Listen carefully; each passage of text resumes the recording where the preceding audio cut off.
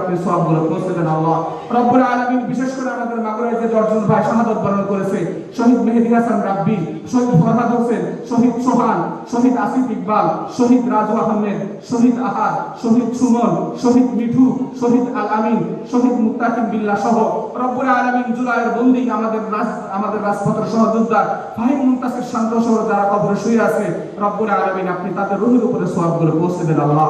আল্লাহর কাছে আশা রাখি আল্লাহ আমার ছেলেকে বেশ নসিব করে।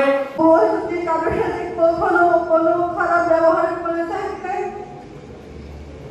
শহীদ পরিবারের অন্যান্য সদস্য সহ আমাদের ছাত্র দল, যুব দল, কৃষক দল এবং স্বেচ্ছাসেবক দল সহ অন্যান্য সকল অঙ্গ সংগঠনের নেতৃবৃন্দ, ভাই বোনেরা, আসসালামু আলাইকুম। আসলে সত্যিকার অর্থেই এই জুলাই আন্দোলনকে, এই ৩৬ জুলাই আমাদের জীবনে যে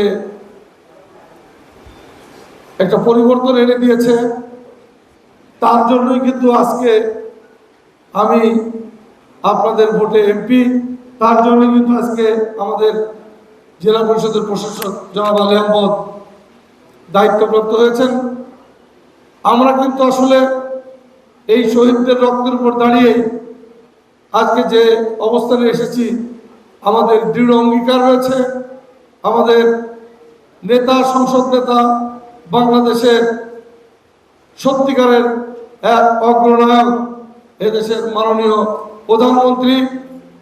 নগদ নিয়ে এলো হার না মানা হার অফার।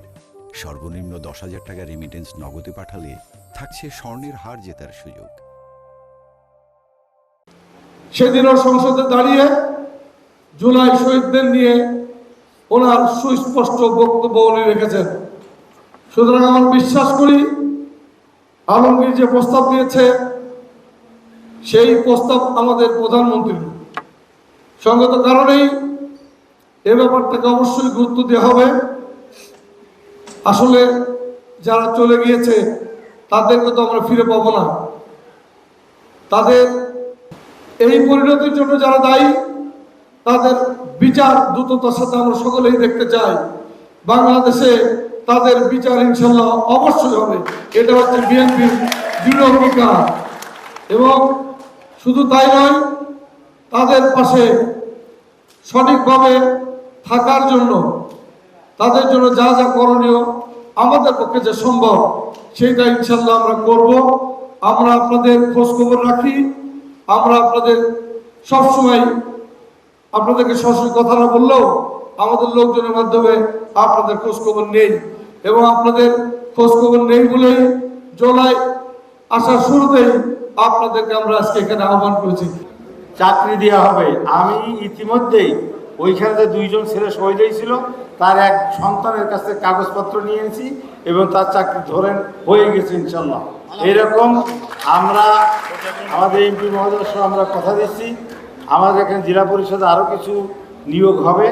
আমি তার এমপি সাহেবকে সাথে রেখে যাচাই বাছাই করে যদি এখান থেকে কাউকে অ্যাকোমোডেট করা যায়, তাহলে আমি কথা দিচ্ছি যে আমরা ইনশাল্লাহ যতদূর সম্ভব শহীদ পরিবারের সদস্যদেরকে আমার জেলা পরিষদে অ্যাকোমোডেট করবো।